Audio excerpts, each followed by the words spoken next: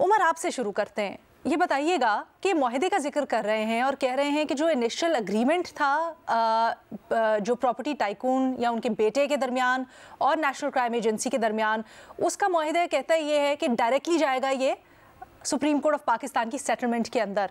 क्या ये दुरुस्त बात है? क्या ये रियासत पाकिस्तान का पैसा नहीं था? अलीना, एक तो बात यह है कि ये जिस मुआहदे का जिक्र कर रहे हैं उसमें ये जो केस है जिसका फैसला है, जिसका आपने जिक्र किया है, इस केस में वो प्रॉपर्टी टाइकून, उनका बेटा, वो भी पार्टी थे और उसमें इमरान खान भी पार्टी थे। क्या वो मुआहदा कभी इन्होंने किसी स्टेज पर अदालत में पेश किया है? बल्कि इनका बार बार यही मौकफ होता था जी कि इनके पास तो वो कागज ही नहीं है। ये करते रहे बात। इन्होंने अपनी तरफ से इवन इतनी देर इनका केस चलता रहा, इन्होंने किसी स्टेज पर वो पेश ही नहीं किया।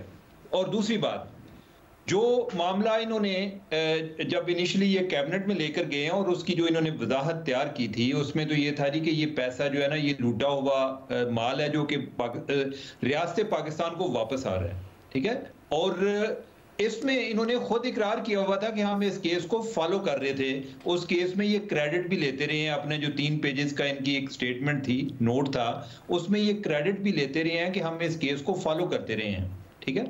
तीसरी बात यह है कि अगर ये मामला इतना सादा था तो नेशनल क्राइम एजेंसी का तो ये दावा है कि जो उनकी हिस्ट्री का सबसे बड़ी ये आउट ऑफ कोर्ट सेटलमेंट है, उनके पार्ट पर ये कामयाबी भी थी कि हमने ये मामला बजाय कि अदालत में जाता और उधर जो है वो अगले कोई 5 साल लटका रहता, हमने एक आउट ऑफ कोर्ट सेटलमेंट कर लिया, हमने एक्यूज पार्टी को इस पर आमादा कर लिया है। अगर सेटलमेंट कर लिया है तो वो पैसा वापस उधर जाना था। ये बात जो है ना, ये कंफ्यूज करते हैं।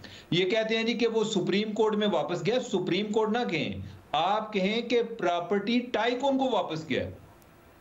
वो जुर्माना तो प्रॉपर्टी टाइकून ने देना था, इन्होंने नहीं देना था ना सुप्रीम को। वो किसका था? मैंने अगर किसी जगह पे मैंने फाइन पे करना है तो मेरे बिहाफ पे कोई और बंदा पे करता है तो बेसिकली वो पैसा मुझे दे रहा है, क्योंकि अगर मैं जमा करा रहा तो वो नहीं जमा करा रहा तो मुझे उधर जमा कराने पड़ेंगे, मेरी जेब से पैसे जाएंगे ना। तो लिहाजा वो पैसा जो है वो प्रॉपर्टी टाइकून को वापस जा रहा है, ये सुप्रीम कोर्ट को वापस नहीं जा रहा। और चौथी चीज ये है कि सलमान अकरम राजा साहब ये जिक्र नहीं करते कि जो सुप्रीम कोर्ट ने इस पैसे को ट्रांसफर किया 190 मिलियन पाउंड को सुप्रीम कोर्ट के अकाउंट से जब फेडरल गवर्नमेंट के अकाउंट में किया, तो वो उन्होंने क्यों किया था? ठीक है, इनके इसका मतलब यह है कि ये उसके लिए था ही नहीं, ये गलत तरीके से उधर गया हुआ था। और उन्होंने कहा कि ये तो वैसे ही कोई एल गार्डन मनी लगती है, इनके उन्होंने उधर से इनके पैसा ट्रांसफर कर दिया था। ये आप चीजों को कंफ्यूज कर रहे हैं। ये जो जितनी भी बातें कर रहे हैं इनमें से कोई भी बात इन्होंने उधर जाके नहीं की। अब प्रॉपर्टी टाइकून जो है वो अपनी पूरी किस्तें नहीं दे पा रहे, वो बार बार सुप्रीम कोर्ट में जाते रहे हैं कि जी मुझे लेट किया जाए या ये इस तरह मैं नहीं दे सकता। लेकिन वो इमरान खान के लिए वो इतने फयाजी का मुजाहरा कर रहे हैं कि उनके लिए जमीनें दे रहे हैं। ना सिर्फ जो ट्रस्ट के लिए जमीनें हैं, वो फरा जो है फरा गोगी उसके लिए अलग से जमीन है, इनके जो उनको दी गई है उसका तो अभी तक जिक्र ही नहीं आ रहा। अच्छा। उसका इनके कोई वो करोड़ों में इनके उसकी इन्होंने जो वर्थ लगाई हुई है वो करोड़ों में लगाई लिखी हुई है, लेकिन वो किस तरीके से पैसे पे हुए, वो फरा गोगी किसको रिप्रेजेंट कर रही थी, ये तो अभी इस केस का वो हिस्सा है कि हम अल कादर पे बात कर रहे हैं। वो फरा गोगी की जो जमीन है जो उसको मिली हुई है, प्रॉपर्टी टाइकून ने दी हुई है, इधर ही बनी गाला वाली साइड पे, उसका तो अभी जिक्र ही नहीं आ रहा। इवन जो अदालती फैसला है इस केस में उसमें उसका जिक्र है, लेकिन अभी तक उसके बारे में कोई बाकायदा डायरेक्शन नहीं है। तो राजा साहब जो है ये केस को कंटेस्ट भी करते रहे हैं, इनसे सवाल ये पूछना चाहिए कि जो आप अभी बातें कर रहे हैं, अगर ये इतना सादा केस था, आप तो ये तासर देते हैं कि कोई ऐसा जैसा कि कोई ऑफेंस हुई नहीं है, कमिट नहीं हुई, तो ये चीजें आपको, ये जो भी आप बातें कर रहे हैं इसको आपको उधर ट्रायल कोर्ट में पेश करना चाहिए था। उधर भी इन्होंने पेश नहीं की और अभी भी हम देखते हैं कि हाई कोर्ट में इन्होंने क्या करना है, उधर इनका क्या जवाब क्या पेश करते हैं, जो एक अवाम को बता रहे हैं या बाकी बातें हैं। जिस केस का ये अदालत का हवाला दे रहे होते हैं लंदन का, वो तो 2021 का केस था और वो इस बारे में था भी नहीं। वो जो है वो तो उनके वीजा कैंसिलेशन का केस था और उसमें एक जिमनन जिक्र है, लेकिन अगर हम उसको एज अ एविडेंस कंसिडर भी कर लें कि उसमें ये जो बातों का हवाला दे रहे हैं, तो फिर उसको ही एज अ एविडेंस आप इधर ट्रायल कोर्ट में पेश कर देते, आप नहीं किए। इसका मतलब यह है कि आपको भी आइडिया है कि ये एविडेंस के तौर पे कंसीडर हो ही नहीं सकता। तो ये जो अभी बातें हो रही हैं, ये बेसिकली अदालत में इनकी कोई पोजीशन है, बाहर आके जो इनकी पोजीशन है ये अपने लोगों को मुतमिन करने के लिए, क्योंकि इस मामले में उनको लगता है कि जो उनके लोग हैं, अपने जो फॉलोअर हैं, वो भी इस मामले में कंफ्यूज हैं कि इमरान खान जो है किस जिहाद पे निकले हुए थे। ये तो आए थे, ये कहते थे कि मैं लूटा हुआ माल वापस लाऊंगा। अगर लूटा हुआ माल इन्होंने कोई लाने की कोशिश की तो वो भी मिस हैंडल कर दिया, बल्कि उधर खुद सौदेबाजी शुरू कर दी। अच्छा भट्टी साहब, आप इत्तेफाक करते हैं इससे? मैडम शेख, आज 20 जनवरी है, ज़रा ज़हनों में रखिएगा, सादा ट्रंप आ गया। अच्छा। और हुण ज़रा एहतियात नाल, ज़रा एहतराम नाल, ज़रा तसल्ली नाल ना, ज़रा हौसले नाल, असी हुण बेयारो मददगार नहीं रहे।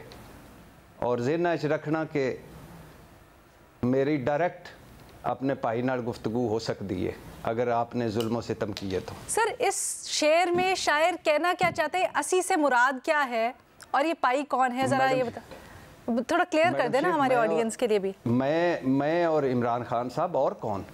अच्छा। कोई इसमें शक है? हाँ, कोई इसमें शक है? आप और इमरान खान साहब एक ही पेज पे आज आप इतराफ कर रहे हैं फिर? जी बिल्कुल बिल्कुल। आला हजरत जनाब डोनाल्ड ट्रंप साहब के मामले में हम दोनों वन पेज पे। और ये आपने धमकी लगाई है हमें ट्रंप साहब से मुताल्लिक? बिल्कुल खुल्लम खुल्ला। ठीक है सर। अच्छा मैडम शेख सवाल पे आता हूँ। हाँ, जमहूरियत है मैडम शेख सर। जीम भी नहीं है, लेकिन आप कहती हैं तो है। मैडम शेख, जिस मुल्क में जनाब आसिफ अली जरदारी साहब सदर मुमलकत और सुप्रीम कमांडर हों और ऐवान सदर में मुकीम हों, जिस मुल्क में जनाब शहबाज शरीफ साहब वज़ीर आज़म हों, खाफ फार्म 47 के क्यों ना हों, जिस मुल्क में नवाज शरीफ साहब सब कुछ धुला कर अब मुस्लिम लीग के सदर हों, जिस मुल्क में जनाब यूसुफ रज़ा गिलानी साहब चेयरमैन सेनेट हों, जिस मुल्क में मरियम नवाज साहिबा वज़ीर आला पंजाब हों, जिस मुल्क में पीपल्स पार्टी और मुस्लिम लीग इत्तहादी हो, इक़्तिदार में हो और दोनों हुकूमत कर रही हो मिलकर, और जिस मुल्क में मैडम शेख नैब तरामीम हो चुकी हों, जिस मुल्क में 26वीं आईनी तरमीम आ चुकी हो, जिस मुल्क में पता ही ना चला हो, हमें पता ही ना चला हो कि सरे महल खरीदा गया और बेच दिया गया, जिस मुल्क में एवन फील्ड फ्लैट किसका है आज तक, इस वक्त तक, इस घड़ी तक किसी को पता ही ना हो कि वो इस वक्त किसके नाम पर है, जिस मुल्क में Hudaibiya, Al Azizia, flagship, Avenfield, TT scandal, 35 अरब जाली अकाउंट्स, मनी लॉन्ड्रिंग ख़त्म हो चुके हों या इन्ना लिल्लाह व इन्ना इलैहि राजिऊन हो चुका हो, और जिस मुल्क में नैब, FIA और एंटी करप्शन में पड़े मेगा करप्शन स्कैंडल अपनी मौत आप मर रहे हों, वहाँ मैडम शेख करप्शन पर बात करना या किसी और की करप्शन पर बात करना बाकायदा शर्म आती है। और 190 मिलियन पाउंड पर तो मैं जब दोस्तों को देखता हूँ जिस तरह वो हलक से जोर लगा कर इसको, मेरे दोस्त मुस्लिम लीगी पीपल्स पार्टी वाले कहते हैं कि ये ओपन एंड शट केस है। ओ भाई, जो ओपन थे वो शट हो चुके हैं। जो कहते हैं ये करप्शन केस है, मुझे उनकी मंतक, उनकी दलील पर हैरत होती है और मैं सोचता हूं कि कितने ये मासूम समझते हैं इस कौम को। किधर है वो मुआहदा नेशनल क्राइम एजेंसी का और प्रॉपर्टी टाइकून का? किधर है वो मुआहदा पाकिस्तान का और उसका नेशनल क्राइम एजेंसी का? किधर है नेशनल क्राइम एजेंसी ने लिखा कि ये मनी लॉन्ड्रिंग थी, ये चोरी का पैसा था, या ये नाजायज तरीके से इंग्लैंड आया? और कभी पता है आपको कि पहले भी बता चुका हूं कि जब वफाकी काबीना का इमरान खान की सदारत में इजलास हुआ, उससे पहले पहली किस्त आ चुकी थी, अलकादर ट्रस्ट पहले बन चुका था और ये सारा कुछ बाद में हुआ। और किधर है हसन नवाज का किधर है, उल्टा कर ले, चलो उल्टा कर ले, किधर है हसन नवाज का वन हाइड पार्क?